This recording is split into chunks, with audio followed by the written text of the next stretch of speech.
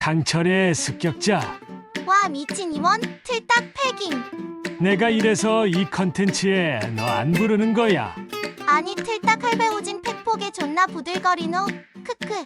닥쳐, 너 때문에 말 길어지잖아. 오늘은 그래도 위상자에 대해 알아볼 상징적인 카드가 많으니 빨리 가보자.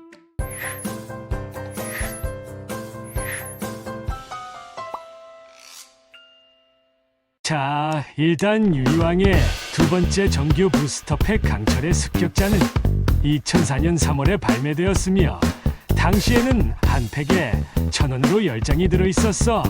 물론 그러다가 아이들의 접근성을 높이기 위해 전 팩처럼 500원에 5장으로 조정되었지만 아니 근데 옛날부터 궁금했는데 팩 이름이 강철의 습격자인데 메인 몬스터가 왜 블랙 데몬즈 드래곤임?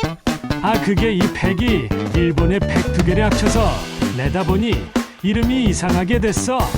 이거 원래 일본 부스터 팩 메인 몬스터는 속사포 드래곤이거든. 자, 이제 레어도 순서대로 상자에 들어있는 주요 카드들을 알아보자. 그래도 2편보다는 영상 분량이 나오겠지? 시크릿 레어 카드들부터 알아보자. 첫 번째 카드는 우리 유튜브에서 한번 다뤘던 게이트 가디언이야. 게이트 가디언은 공격력 3750이라는 막강한 수치를 가지고 나온 초특급 낭만 몬스터야. 만화에서도 존나 웅장하게 나와 우리 왕님에게 큰 시련을 주었지. 아니 근데 게이트 가디언 지금 보니 2층 카드긴 하네. 크크. 재물 2장을 써야 소환 가능한 마신들을 3장이나 재물로 바치고 소환해야 해서 카드를 총 합계 10장을 쌓아 나올 수 있는 미친 상또라인데? 크크. 아니 이거 아무리 그 당시 유희왕이 느린 옛날 환경이었다지만 내성이라도 주지 진짜 똥쓰레기 패급 녀석이네. 나였으면 뽑자마자 욕하면서 변기통에 던질 듯. 에휴 씨발놈. 아니 왜 욕하는데? 크크. 다음 시크는 사우전드 드래곤이야. 그래도 융합 소재 중 시간의 마술사가 그나마 쓸만해서 다행이네. 물론 실전에서 스릴은 없었겠지만. 다음은 울트라 레어 카드들이야. 첫 번째 울트라 레어는 팩 메인 몬스터인 블랙 데몬즈 드래곤이야.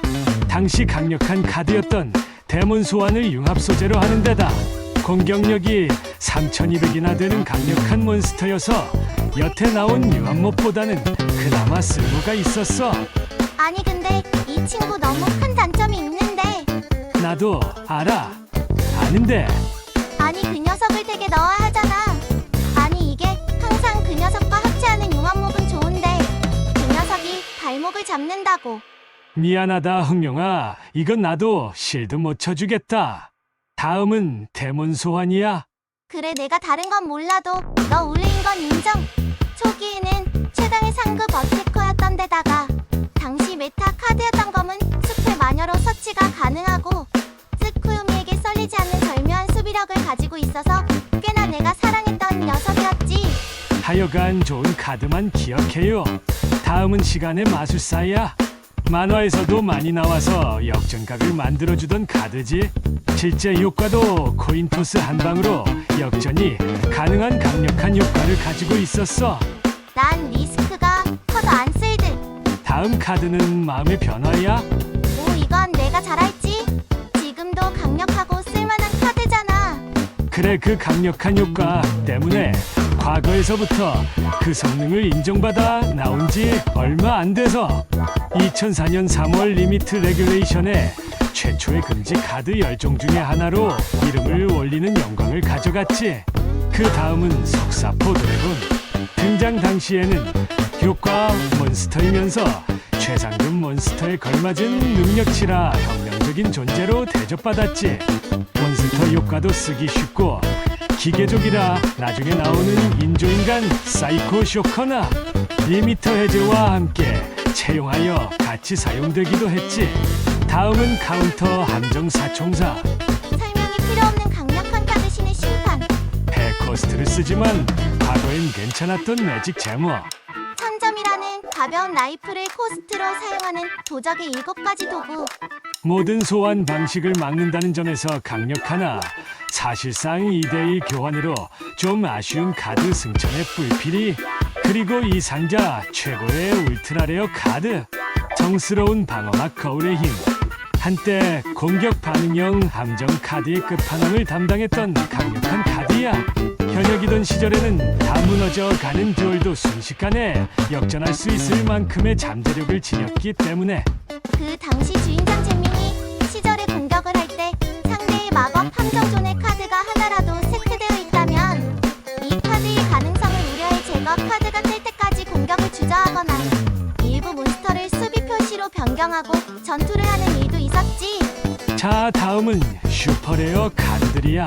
게이트 가디언과는 다르게 쓸모가 있었던 산마신 시리즈. 선과 휴가스가 공격받았을 때 한 번만 공격 대상의 공격력을 0으로 만드는 효과 덕분에 몇 안 되는 밥값 제대로 하는 최상급 몬스터들이었지. 아니 유양은 대체로 합체하면 쓰레기가 되더라. 크크. 그 다음은 이쁜 누나 카드 에피레이디 세자매. 이쁘기만 하지. 크크. 활동 시 배 코스트를 요구하는 카드의 시조격 카드인 죽은 자에게 흔드는 손. 앞면 뒷면 안 가리고 부숴주지만 패현장 코스트 때문에 별로 쓰이진 않았어. 상대 턴에 쓸 수 있는 배 트랩의 시조격 카드 그리고 왕님의 귀여운 파트너지. 자출계의 대표 중장갑 거부.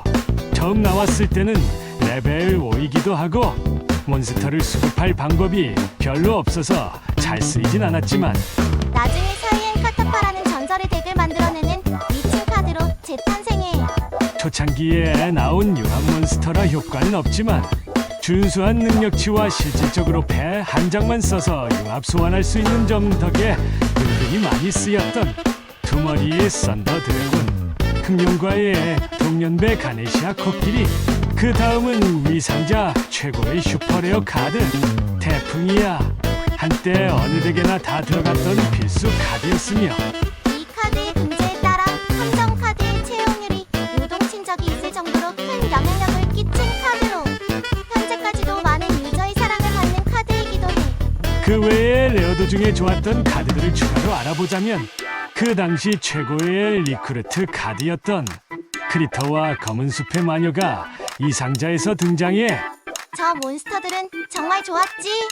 나중에 나오는 카오스 엠페러 드래곤 종원과의 조합으로 가져오는 야타까마귀로 상대를 말려 죽이는 전략이나 많은 덱의 윤활유가 되어주는 좋은 카드들이지.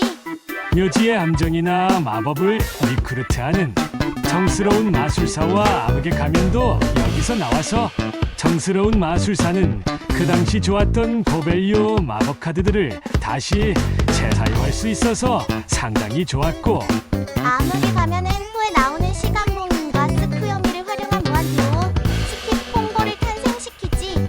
그 외에도 상대패를 터는 빈도둑이나 로빈, 거블린 같은 카드들도 그 당시 사이드에 채용되며 간간히 모습을 드러내곤 하였지.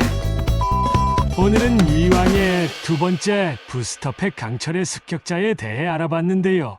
이 상자를 기점으로 유이왕의 더욱 다양한 전술이 등장했고 앞으로 나오는 상자들로 인해 더욱 미친 전술이 등장하게 될 거야. 다음 상자는 전설의 한데스 삼신기가 나오니까 야 그래도 전에 푸른 눈의 백룡의 전설보다는 건질게 많네. 옛날 카드들 보니까 그래도 느끼는 건데 어때, 추억 돋지 않냐? 존나 구려. 에휴, 낭만 없는 새끼.